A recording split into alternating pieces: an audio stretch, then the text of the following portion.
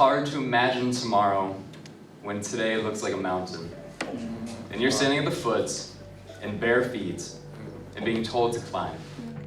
One of the biggest things is people like to think poetry has to be a certain way, but it really doesn't. It's very, very free. We all write poems.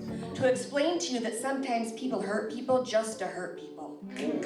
The people who sit down and pick up a pen and decide to write a poem are the people who have poems knocking at their door saying they need to be on a page. It's difficult to tell between flesh from fabric. And they're the people who answer the door and go, all right, this is your home now. Do you know how it feels to snitch on your own father? To break a bond that you thought would last forever?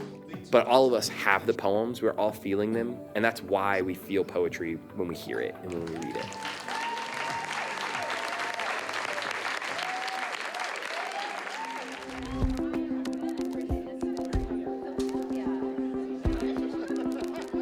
Poetry across Iowa is thriving, and a lot of the work I've gotten to do since moving here is bridging the gap between page poets and spoken word poets.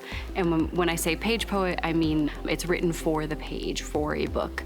And then there's spoken word poets who are performers, and spoken word, it is meant to be heard and listened to and engaged with. A poem for the end of the world. Poetry Palooza truly is just a celebration of poetry in not just Iowa, but across the country. We bring in poets who have national recognition. It's an education experience too. We're providing workshops for the community, but also we're going into the schools. We're sending our featured poets into schools, not just here in Des Moines, but across the state. It's just a really great way to uplift our Iowa and national poets, as well as just amplify the community and show people that we're here, we have space for you, we want you to join us. I can't remember a time that I didn't have poetry as part of my life. So we are thinking about a place. I went to high school in Iowa City, and you can't walk 4 steps without bumping into a writer. So I was really lucky to be raised in a way where I understood that writers were people, and some of them were super famous and became poet laureates of the United States, and some of them just did this thing in a way that might be comparable to just playing pickup basketball every other Sunday, and that lowered the stakes for me. It was something that I liked to do, and I just did it, and I kept doing it, and I've had some success with it. Writers thrive on communities, and we read each other our poems, and we comment on each other's poems, we support each other. Usually a very kind of private endeavor. You just don't really make any money ever as a poet, and so the real rewards are the beneficial effects of reading poetry and then writing it. I want you to think about your least dominant of the 5 major senses. I think there are a lot of reasons that you might want to come to the session. One of the key reasons would be to broaden your skills. Another one is to just practice differently than you might. We all get stuck in ruts, and it's just useful sometimes to get different points of view.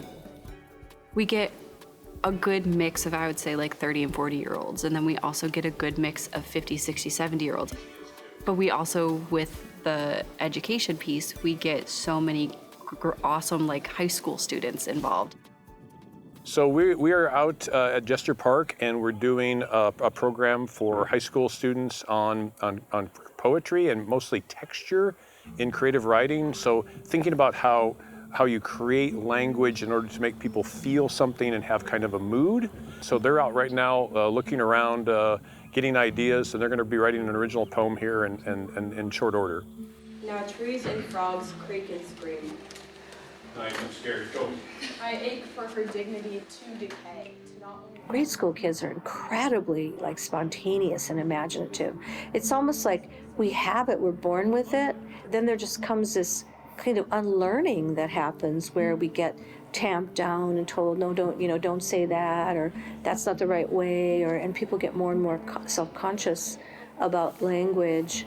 Honestly, I think there's a kind of connection, especially when you're in your teen years, there's a kind of way of expressing yourself that it allows you to just free flow. They can wield that emotion and show you what they're feeling, or they can just do it for themselves and release it, which is good because that's healthy. I think we're so busy with our lives, we're so caught up in the city life that it's just busyness and we're kind of like distracted. This is a way to kind of find centeredness and to find a place of calm, and that I think leads to better revelations and poetry. I think there's a common misconception that poetry is complicated. So I always try to put contemporary poetry in front of people first because it's shocking to see, you know, your own experience reflected in a poem. He couldn't live that way. And that's why we need poets from sort of all walks of life, because everyone is narrating a kind of different experience.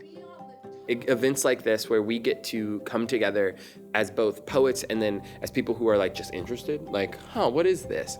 And so these events are the moments where you get to meet seasoned poets who have books out and they do this as a living. And then you also get to meet someone like, I've never been in front of a mic and I've never shared my poems before, right? You get to have the whole range. And what it does is it creates this community where those who might be more experienced are kind of reaching back and pulling us forward. And that is essential, especially if we want this art form to continue to exist and to be seen and heard and appreciated. After which, nothing was ever the same.